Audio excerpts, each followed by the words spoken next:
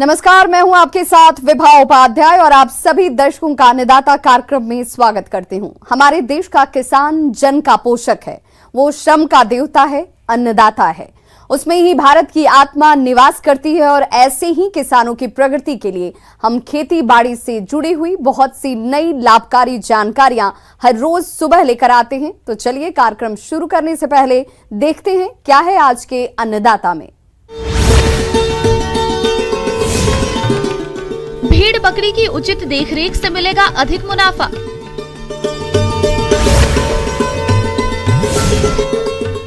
गुलाब की फसल में इस समय किए जाने वाले जरूरी कार्य।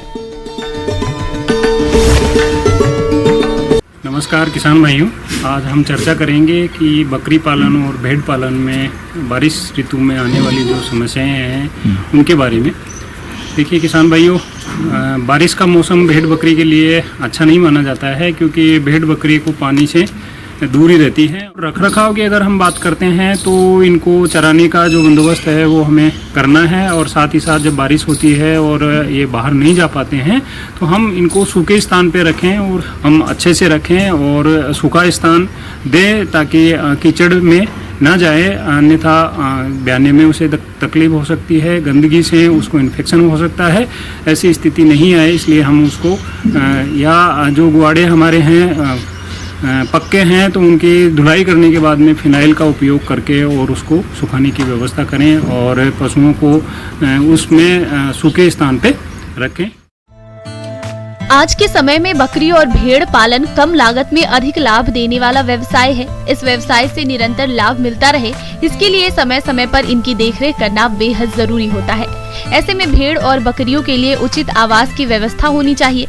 किसान भाइयों को कोशिश करनी चाहिए कि बकरी और भेड़ों के रहने का स्थान जमीन से 2 से 3 फुट ऊंचा हो और आवास हमेशा पूर्व से पश्चिम दिशा में होना चाहिए। इसके साथ ही आवास ऐसा होना चाहिए जिससे जानवर बारिश, सर्दी, गर्मी से सुरक्षित रह सके। एक बकरी या भेड़ के लिए 10 से 12 वर्ग फीट जगह उचित होता है और एक घर में एक साथ 20 से ज्यादा भेड़ या बकरियों को नहीं रखना चाहिए। भेड़ और बकरी है ये अगर हम बात करें तो हरे चारे की जो व्यवस्था है, क्योंकि चरने जाती है तो ऐसे में इनको दस्त हो जाते हैं, तो हम ये ध्यान रखें कि चराने के बाद में, क्योंकि बारिश ऋतु में हरा चारा या जो खरपतवार है वो आसानी से उपलब्ध हो जाता है और ज़्यादा खाने से दस्त लग जाते हैं। तो ऐसी स्थिति में हम अपने पशुओं को चराने के बाद 8 घंटे चराई के बाद में सूखा चारा भी दें ताकि वो समस्या नहीं आए। ऐसे अगर हम करते हैं तो हमारे पशुओं से हम अच्छा उत्पादन ले सकते हैं। अगर हम बात करते हैं हरे चारे यानी कि चरके जब आएगी सूखा चारा देंगे और उसके साथ ही साथ जो पशु हमारे बकरी है, भेड़ है, उसको 300 ग्राम से 400 ग्राम प्रतिदिन दाना देने की आवश्यकता होती है, जो दूध देने वाला है या प्रेग्नेंट है। जो ब्रीडिंग बक है उसको 400 से 500 ग्राम दाना देने की आवश्यकता है, यानी कि बीजू बकरा जिसको हम कह सकते हैं, उसे 400-500 ग्राम प्रतिदिन दाना देने की आवश्यकता है। और जो छोटे बच्चे हैं उनको 100 से 250 ग्राम तक का दाना उसके वजन यानी कि शरीर भार के अनुसार देने की आवश्यकता होती है, तो वो हम देंगे। साथ ही साथ हम इनको मिनरल मिक्सर, खनिज पाउडर जो है वो भी हम 15 से 20 ग्राम 25 ग्राम तक उसके वजन के अनुसार हमें देने की आवश्यकता है। वो अगर हम देते हैं तो हम इनसे अच्छा उत्पादन ले सकते हैं। आहार प्रबंधन। भेड़ और बकरियों की अच्छी वृद्धि विकास हो, इसके लिए इनके खान पान का उचित प्रबंध करना बेहद जरूरी है। भेड़ और बकरियों के लिए गेहूं का भूसा, चूनी, चोकर, खनिज मिश्रण एवं हरे चारे के रूप में कटहल, नीम, पीपल, पाकड़ की पत्तियों को समय समय पर दे सकते हैं। जो किसान अपने स्तर पर दाना या बांट बनाकर भेड़ व बकरियों को खिलाते हैं तो उनके आहार पर खर्च कम आता है, जिससे मुनाफा अधिक मिलता है। बीमारियों से बचाव के उपाय। पशुपालक अपने भेड़ और बकरियों को बीमारियों से बचाव के लिए टीकाकरण के अलावा और कौन से जरूरी उपायों को अपनाएं, जिससे उनकी भेड़ बकरियां स्वस्थ रहे और मुनाफा अधिक मिले। इस समय में काफ़ी बीमारियों की समस्या हो सकती है और मुख्य तौर से अगर हम बात करें तो जो फिडकिया है, एंट्रोटोक्जीमिया या ईटी के नाम से इसको जानते हैं, ये बीमारी आती है और उसमें भेड़ बकरियां अगर हम रात को बाड़े में छोड़ते हैं और सुबह पता चलता है कि 3 या 4 मरी हुई मिलती है। तो ये एक ऐसी बीमारी है जिससे मृत्यु दर बहुत ही ज़्यादा है। तो किसान भाइयों, इसका हमें विशेष तौर से ध्यान रखना है। और इस मौसम में अब तक अगर हमने पिड़किया का टीका नहीं लगवाया है तो अपने स्थानीय जो भी पशु चिकित्सक है या पशु औषधालय है वहाँ जाके और इसका टीकाकरण करवाना आवश्यक है। और इसके साथ ही साथ हम इनके डिवॉर्मिंग यानी कि पेट में कीड़े मारने की दवाई भी पिला दें ताकि इनके जो अंतः परजीवी हैं उनसे समस्या होने वाली है वो ना हो। ब्रेक के बाद आप सभी दर्शकों का अन्नदाता में स्वागत है। फूलों की बढ़ती बाजार मांग को देखते हुए प्रदेश में बहुत से किसान भाई गुलाब की खेती करने लगे हैं, लेकिन वो गुलाब के फूलों की अधिक पैदावार तभी प्राप्त कर सकते हैं जब गुलाब की फसल में किए जाने वाले कार्यों जैसे खरपतवार नियंत्रण, सिंचाई और कीट रोग नियंत्रण इत्यादि को सही समय पर उचित तरीके से करेंगे। तो आप इन सब कार्यों को कैसे करें, इसकी समस्त जानकारी दे रही है डॉक्टर आराधना कुमारी। आज आपको गुलाब की खेती कैसे करनी है, उसको देख रेख उसकी कैसे करनी है, इसके बारे में पूर्ण रूप से जानकारी दूंगी। तो सबसे पहले मैं आपको ये बताना चाहूँगी, अगर खरपतवार आता है तो उसे समय समय पर उसकी निदाई गुड़ाई ज़रूरी होती है, क्योंकि निदाई गुड़ाई नहीं करने से वो क्या होता है कि खरपतवार जो गुलाब के लिए जो भी आप पोषक तत्वों का प्रयोग करेंगे उसको ले लेंगे और गुलाब की आपकी पैदावार अच्छी नहीं हो पाएगी। तो समय पे निदाई गुड़ाई करें, संभव हो तो हाथ से करें, नहीं तो मैकेनिकल विधि से, साइकिल विधि से ये करें। खरपतवार नाशी का भी इस्तेमाल आप कर सकते हैं। आजकल प्लास्टिक मल्च का भी बहुत इस्तेमाल किया जा रहा है। इसके लिए खेत में क्या करते हैं कि जो मिट्टी है उसको थोड़ा रेज्ड बेड ऊंचाई पे उठा देते हैं और उसके बाद प्लास्टिक मल्च लगा देते हैं, जिसके कारण प्लास्टिक बिछा देने के कारण होता है कि खरपतवार से जो नुकसान होता है, निदाई गुड़ाई ये सब की समस्या का समाधान हो जाता है। ये आपको नहीं करना पड़ता है। सिंचाई की बात करें तो ड्रिप, स्प्रिंकलर, माइक्रोजेट, बेसिन विधि से सिंचाई करते हैं। और चूंकि ये व्यावसायिक फूल है तो इसके उत्पादन के लिए ड्रिप इरिगेशन और स्प्रिंकलर बहुत अच्छा माना जाता है। कम पानी जहाँ है वहाँ भी इसको आप लगा सकते हैं। तो इससे देखा गया है कि जो उपज आती है बहुत अच्छी आती है, लागत भी कम आता है। तो हमारे किसान भाई इसको अपना सकते हैं और ये लाभप्रद होगा। और इसके बाद क्या है कि जल निकासी की संपूर्ण व्यवस्था करें, नहीं तो गुलाब का फूल सड़ सकता है, उसके तने सड़ सकते हैं, जड़ों में पानी लग सकता है। तो निकासी की व्यवस्था करें। अगर निकासी की अच्छी व्यवस्था नहीं है तो मिट्टी, जड़ जहाँ है और शाखा जहाँ शुरू होती है तने, उस पर अच्छी मिट्टी उठा के जमा कर दे ताकि जड़ और तना में मिट्टी पानी ना लगे। गुलाब में कुछ कीटे भी आती हैं जिनके बारे में किसान भाइयों को जागरूक रहना है, जैसे एफिड्स, 2 स्पॉटेड माइट्स, बिटल, जापानी बिटल, थ्रिप्स, रोज स्लग बिटल, नीमेटोड्स, रोज चैफर, ये सब आते हैं, जिसके लिए आप इंसेक्टिसाइड जो कीड़े मकोड़े का नाश करने वाले जो होते हैं उनको डालना चाहिए। पर एक बात ध्यान रखना चाहिए कि ये हमें तब तक नुकसान नहीं पहुंचाते जब तक इनका नंबर जो है, संख्या जो है इकोनॉमिक थ्रेशोल्ड लेवल से ज़्यादा ना हो जाए। तो अगर इसकी संख्या इकोनॉमिक थ्रेशोल्ड लेवल से कीड़े मकोड़े की कम रहती है तो आप कोई भी कीटनाशी का इस्तेमाल ना करें। अगर आप कीटनाशी का इस्तेमाल करते हैं तो इकोनॉमिकली वो आपके लिए फ़ायदेमंद नहीं होगा। पर अगर उनकी संख्या ज़्यादा हो जाती है तो आप कीटनाशी का प्रयोग जरूर करें। किसान भाइयों, गुलाब की फसल में रस चूसक कीट छोटे, गोल, हरे, गहरे हरे या काले रंग के होते हैं, जो पौधे के कोमल भाग, शीर्ष कलियों और फूलों पर गुच्छों में चिपके रहते हैं तथा पौधों का रस चूसते रहते हैं, जिसके कारण पत्तियां सिकुड़ जाती है तथा फूल खराब हो जाते हैं। इनके नियंत्रण के लिए इमिडाक्लोप्रिड 1 मिलीलीटर दवा 3 लीटर पानी की दर से घोल बनाकर 10 से 15 दिन के अंतराल पर छिड़काव करें। किसान भाइयों, लाल मकड़ी 2 चित्तियों वाला स्पाइडर माइट बहुत ही छोटा या लगभग बिंदु के समान लाल रंग का होता है और पत्तियों के नीचे वाले भाग पर रहता है।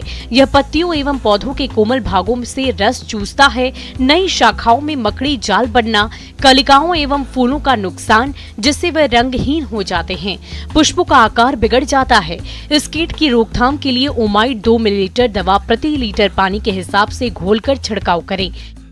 गुलाब में कुछ रोग भी आते हैं, जैसे crown gall rot, black spot, powdery mildew, downy mildew, rust, anthracnose, grey mould, verticillium wilt, ये सब आते हैं। किसान भाइयों, डाईबैक रोग यह एक कवक जनित प्रमुख रोग है। ये पौधे के ऊपरी भाग से नीचे की ओर जाता है। सामान्यतः शाखाओं की कटाई के बाद कटे हुए स्थान से आगे बढ़ता है, जिसके कारण पौधे सूख जाते हैं। कवक के अलावा ये रोग उर्वरकों के अनुचित प्रयोग, अधिक सिंचाई, जल निकास की उचित व्यवस्था न होने से और प्रकाश के अभाव के कारण भी होता है। इसकी रोकथाम के लिए रोगग्रस्त शाखाओं को काटकर अलग कर दें, साथ ही कटे हुए भाग पर बोर्डो पेस्ट लगाएं और कॉपर ऑक्सीक्लोराइड 3 ग्राम दवा प्रति लीटर पानी की दर से फसल पर छिड़काव करना चाहिए। किसान भाइयों, भभूतिया रोग ये भी एक कवक जनित रोग है जो पौधे के सभी भागों पर सफेद चूर्ण के रूप में दिखाई देता है। तनों के साथ ही साथ कलियों पर भी रोग का प्रकोप होने पर फूल नहीं खिलते और पत्तियां झड़ने लगती है। इस रोग पर नियंत्रण पाने के लिए घुलनशील सल्फर 3 ग्राम को 1 लीटर पानी की दर से घोलकर छिड़काव करें। पत्ती धब्बा रोग ये गुलाब की फसल को बरसात के मौसम में अत्यधिक नुकसान पहुंचाते हैं। पीले भूरे से गहरे रंग के धब्बे पत्तियों और तने पर दिखाई देते हैं। रोगग्रस्त हिस्सा खराब होकर गिर जाता है। पत्तियों में छोटे छोटे छिद्र बन जाते हैं। इसकी रोकथाम के लिए रोगग्रस्त शाखा और पत्तियों को काटकर जला दे। साथ ही 10 से 15 दिन के अंतराल पर मैंकोजेब 2 ग्राम दवा का प्रति लीटर पानी की दर से घोल बनाकर 2 से 3 छिड़काव करें। एक बहुत महत्वपूर्ण बिंदु किसान भाइयों मैं बताना चाहूँगी कि कटिंग प्रूनिंग जिसको कहते हैं समय समय पर करते रहें, क्योंकि प्रूनिंग से क्या होता है कि नई शाखाएं निकलती है और उसमें फूल बहुत अच्छे आते हैं। तो अगर आप इन बातों का ध्यान रखते हैं तो निश्चित तौर पे मैं कहती हूँ कि आपको बहुत ही लाभप्रद आपके लिए सौदा होगा और आप गुलाब की खेती करना चाहेंगे। धन्यवाद। ब्रेक के बाद एक बार फिर से आप सभी दर्शकों का अन्नदाता कार्यक्रम में स्वागत है। अमरूद के बाग आमतौर पर प्रदेश में देखे जा सकते हैं और अक्सर अमरूद के बाग में कोई ना कोई पेड़ उकठा रोग से ग्रसित पाया ही जाता है। इस रोग के कारण अमरूद के हर आयु के पौधे सूखने लगते हैं और समय रहते इसकी रोकथाम नहीं करें तो देखते ही देखते यह रोग पूरे बाग में फैल जाता है।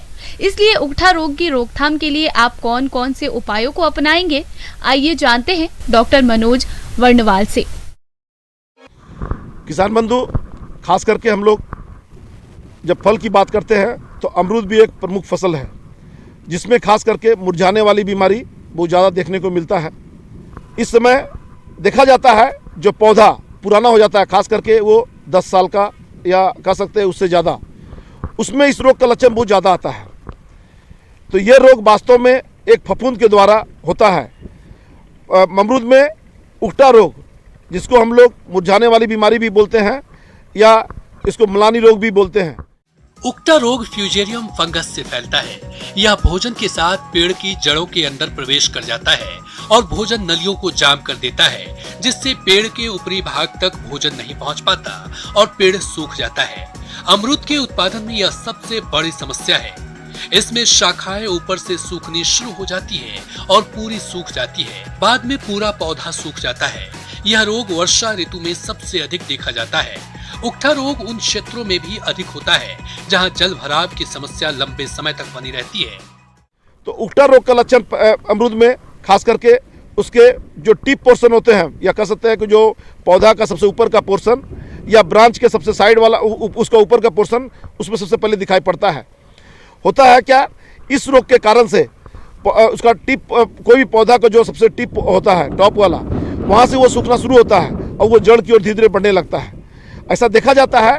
कभी कभी तो पूरा पौधा एक साथ ही मुरझा जाता है और कभी कभी ऐसा भी देखने को मिलता है जब उसमें कोई एक शाखा निकली रहती है, उसी में सबसे पहले लक्षण दिखाई पड़ते हैं, फिर धीरे धीरे दूसरी शाखा में उसके लक्षण दिखाई पड़ते हैं, फिर बाद में चल करके पूरे पौधे पर लक्षण आते हैं। तो कभी कभी लक्षण पूरे पौधे पे एक साथ आते हैं, कभी कभी लक्षण उसके अमरूद के एक शाखा पे दिखाई पड़ता है, कभी कभी 2 शाखा पे भी दिखाई पड़ता है, जो आगे चल करके पूरे पौधे को मुरझा देता है। पौधों में रोग लगने पर इसका कोई निदान नहीं है, लेकिन ट्राइकोडर्मा विरिडी को गोबर की खाद के साथ मिलाकर खेतों और पेड़ों की जड़ों में प्रयोग करने से इसका प्रकोप कम किया जा सकता है। आमतौर पर ट्राइकोडर्मा विरिडी की 5 किलोग्राम मात्रा को 40 से 50 किलोग्राम गोबर की खाद या वर्मी कंपोस्ट के साथ मिलाकर उसमें हल्का पानी सींचकर प्लास्टिक की बोरी से 10 से 15 घंटे तक ढक देते हैं और उसके बाद थैलों और पौधों की जड़ों के पास इस मिश्रण को डालते हैं। तो इसके बारे में यही बोलना चाहेंगे, यदि रोग के लक्षण दिखाई पड़े तो निश्चित रूप से आप जान लीजिए कि आपको कुछ उपचार करना पड़ेगा तुरंत। तो जहाँ तक पौधा मुरझाया हुआ है उससे 2-3 उंगली ज़्यादा हट करके सीधे टहनी को काट दे। चाहे ऊपर का पोर्शन हो तो ऊपर का पोर्शन काट दे, या नीचे का पोर्शन ब्रांच वाला है तो ब्रांच वाला पोर्शन काट दे। और काट करके वहाँ पर कॉपर ऑक्सीक्लोराइड या कह सकते हैं ब्लाइटोस 50 का घोल बना करके सीधे वहाँ पर उसको लेप चढ़ा दे। ब्लाइटोस 50 को जनरली हम लोग यही बोलते हैं कि 3 ग्राम दवा प्रति लीटर पानी में घोल बनाइए, उसी घोल को आप सीधे उसका कटा हुआ पोर्शन को पुताई कर दीजिए। या चौबतिया पेस्ट, जिसको कि आप कॉपर सल्फेट, लाइम और पानी तीनों को मिला करके हम लोग बनाते हैं। चौबतिया पेस्ट को भी लगा कर जो कटा हुआ पोर्शन है उसको हम लोग लगा सकते हैं। जो कह सकते हैं जो मरा हुआ पोर्शन जिसमें रोग का लक्षण दिखाई पड़ा था उसको सावधानी पूर्वक से बढ़िया से उठा करके कलेक्ट करना चाहिए और एक कोना में ले जा करके उसको हम लोग जला देते हैं या मिट्टी में उसको गाड़ देना चाहिए, क्योंकि वही वास्तव में देखा जाता है रोग का वाहक बनता है। इस रोग से बचाव के लिए अमरूद की उकठा रोग रोधी किस्मों का चयन करें। यह रोग मिट्टी जनित है, इसलिए पौधा रोपाई के पूर्व मिट्टी को फॉर्मेलिन दवा से निर्जीवीकृत करना चाहिए। अमरूद के बागों में अधिक समय तक पानी का जमाव नहीं होने दें। बरसात के मौसम में पौधों के तनों के पास मिट्टी अवश्य चढ़ा दें। साथ ही मिट्टी जांच के आधार पर संतुलित मात्रा में उर्वरकों का प्रयोग करें। दूसरा, हम लोग बोलते हैं कि सीडोमोनास फ्लोरेसेंस का 10 ग्राम प्रति लीटर पानी में घोल बना करके जड़ के पास में उसका ड्रेंचिंग करने का सलाह देते हैं। इस तरह से करने पर निश्चित रूप से कह सकते हैं कि आप उकठा रोग को आसानी से अमरूद में रोक सकते हैं। आइए जानते हैं अन्नदाता निःशुल्क फोन के माध्यम से पूछे गए समस्याओं का समाधान। अन्नदाता निःशुल्क फोन संपर्क सेवा के माध्यम से पूछे गए प्रश्नों में से आज हमने जिस प्रश्न को कार्यक्रम में शामिल किया है उसे पूछा है ग्राम दहमोल, जिला करौली के कृषक नंद कुमार ने। आप कद्दू की उन्नतशील किस्मों के बारे में जानकारी चाहते हैं तो नंद कुमार जी, आपकी जानकारी के लिए प्रस्तुत है कार्यक्रम का ये अंश। आज जिस फसल के बारे में हम चर्चा करेंगे वह है कद्दू। बीज का अंकुरण होना ये आपकी जलवायु पर भी बहुत निर्भर करता है, कौन सी किस्म हमें लगाना ज़्यादा फायदेमंद रहेगा। किस्म की हम बात करें कि कद्दू की किस्में जो हैं, तो कद्दू की किस्मों के लिए है पूसा विकास, पूसा विश्वास और अर्का सूर्यमुखी और अर्का चंदन। ये कुछ मुख्य किस्में हैं जो किसान भाई लगा सकते हैं। किसान भाइयों, अभी आपने कद्दू का अधिक उत्पादन देने वाली किस्मों के बारे में जानकारी हासिल की। अब आइए जानते हैं भूमि का चयन और तैयारी तथा खाद उर्वरक प्रबंधन के बारे में। कद्दू के लिए सबसे पहले हम बात करते हैं कि उसको मिट्टी किस प्रकार की चाहिए या भूमि किस प्रकार की होनी चाहिए। तो उसके लिए दोमट या फिर दोमट बलुई मिट्टी बहुत अच्छी मानी जाती है। अब बात करते हैं कि हम खेत की तैयारी कैसे करें। क्योंकि कद्दू की जो फसल है वह उथली जड़ वाली फसल होती है, तो उसमें अधिक जुताई की आवश्यकता नहीं होती है, परंतु फिर भी 2 से 3 बार आप कल्टीवेटर का प्रयोग करके उसको कल्टीवेटर से आप उसकी जुताई करिए खेत की, और उसके बाद फिर आप पाटा का यूज़ करके आप उसको समतल कर दीजिए। तो इस प्रकार से आप खेत की तैयारी कर सकते हैं। अब खेत की तैयारी होने के बाद जो मुख्य बात आती है वो है खाद व उर्वरक की। तो खाद की अगर हम बात करते हैं तो खाद के लिए 40 से 50 क्विंटल जो गोबर की सड़ी हुई खाद होती है वो आप किसान भाई प्रयोग करें। जो आखिरी जुताई आप करेंगे उससे पहले समान रूप से उसको पूरे खेत में बिखेर दीजिए। इसके बाद अगर हम बात करते हैं जो हम उर्वरक हम NPK का जो प्रयोग करेंगे, तो कद्दू की फसल के लिए नाइट्रोजन जो है वो हम देंगे 80 किलोग्राम, उसके बाद फॉस्फेट हम देंगे 80 किलोग्राम और पोटाश की जो मात्रा होगी वो 40 किलोग्राम। किसान भाई ये ज़रूर ध्यान दें कि जो नाइट्रोजन की आप मात्रा देंगे तो उसको पहले 2 भागों में बांट लें। तो जो पहली मात्रा अगर होगी उसको आप पोटाश की और फॉस्फेट की पूरी मात्रा के साथ मिलाकर आप उसको खेत तैयार करते समय पर दे देंगे। जो बचा हुआ हमारा नाइट्रोजन है, जो कि 40 किलो जो बच गया है, उसको फिर किसान भाई 2 भागों में आप विभाजित करिए, डिवाइड करिए, और उसका जो जो बचा हुआ है, जैसे 40 का अगर आप आधा करते हैं तो 20 किलोग्राम, तो 20 किलोग्राम नाइट्रोजन जो है वो आप जब पौधे में 3 से 4 पत्तियां आने लगे उस समय पर दें, और जो बाकी जो 20 किलोग्राम की जो मात्रा है वो आप देंगे आप जब फूल आने लग जाएंगे। जब आपके पौधे में फूल आपको आते हुए दिखे तब आप बाकी जो बची हुई नाइट्रोजन की मात्रा है वह देंगे। 1 हेक्टेयर में अगर कद्दू की फसल लगाना चाहते हैं 3 से 4 किलोग्राम प्रति हेक्टेयर के हिसाब से आपको बीज दर चाहिएगी। बारिश का महीना है, बारिश का सीज़न चल रहा है, तो इस समय पे अधिकतर किसान भाई जो हैं वो रिच मेथड, जो बेड बनाकर जो लगाते हैं कद्दू, इस प्रकार से लगाते हैं।